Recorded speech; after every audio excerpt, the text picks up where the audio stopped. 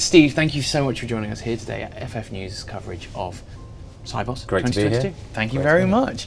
And Steve, could you tell our viewers your name, your job role and your organisation, please? Yeah, so my name's Steve Morgan. I work for Pegasystems and I'm the head of banking industry for Pega. Absolutely amazing. Now, can you tell our viewers a bit more about Pega?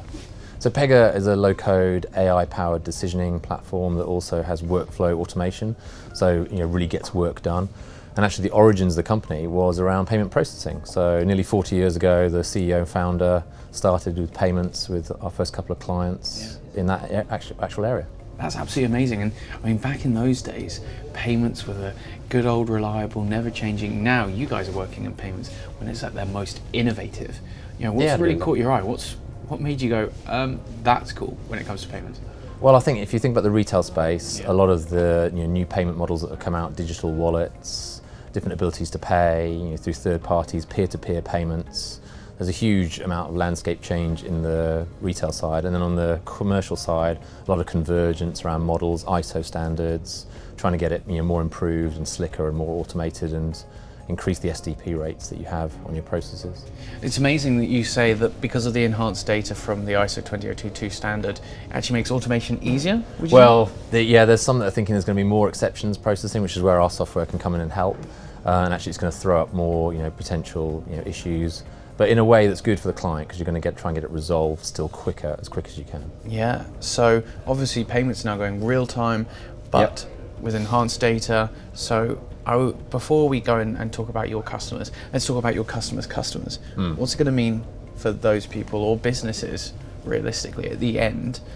Let's get the human story out. Well, I think if you want to think about the human story, you really need to think about cash and the movement of cash and payments being like the lifeblood of the economy. And in a current situation with cost of living crisis, interest rates going up, then there's even more importance on getting the payments through quickly, efficiently, and with the least amount of friction that you can have in the system. So I think if you're thinking end customer in mind, you've got to think about the cash, the money, the lifeblood, and getting it sorted. So any payment errors, the speed of payments.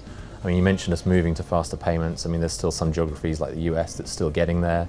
Others, like say the UK, has had the faster payment process for a long time. So it's still getting there on the retail side as well as on the commercial side. Or was it 2009? 2009. Yeah, there you go. Yeah, 2008 maybe. But I mean, when you do move to faster payments, I remember from times then, you're talking with some clients, they had to add 30-40% extra staff initially because of additional errors and issues that were thrown up. So potentially, you'll see that working through the model as well. Amazing. I mean, you can't have innovation in banking without risk management. So I imagine you all guys about risk. Exactly. And if you're providing that end-to-end service, you guys, your risk suite must be pretty impressive. Am I correct? So we tend to, we have risks and risk management you can build into our software, but also we're unique in many ways because we enabled using the risk models that the client themselves has, internal or external models. Interesting. Bring it in and then use our system to arbitrate between the different models. Yeah. And usually people in risk like that because they like to hold on to their own models and keep them close to their heart. I can imagine. Amazing. So, I mean, we're here at Sibos 2022. What trends have you been hearing? Definitely, this is the first time I've had 3 meetings so far on sustainability, talking about sustainability and the actual linkage through supply chain. Oh, okay. That didn't happen 3 years ago. Yeah. So there's definitely more of that's crept in, which I know has been a push for Sibos for the last couple of conferences. So definitely that. More clients talking about modernising their payments platforms. Just come from 2 meetings this morning where clients are talking about totally re-engineering their payment platforms and looking for some convergence between say in their operations space, having retail, commercial payments, operations together with a single platform, at least platforms that get united somehow. So their staff could be cross-skilled, doing multiple That's payment amazing. processing. I mean, for the large multinational banks, that's got to be very important, being able to just streamline their services and their different operations into one payments team, right? And I think, yes, definitely, as you say, Douglas, but it's also partly cost pressures, people thinking about where could we get some synergy from bringing some teams together and actually having them, work on different processes. So I think there's an actual cost and efficiency, client efficiency angle there. Brilliant. Now, we've been talking about efficiency. What's next for Pega? What's next for us is actually, we've got a new release of our software that's coming out in October, just in 3 weeks' time. One of the biggest things we've worked on linked to the whole payments area is sanctions and the RFI process around sanctions.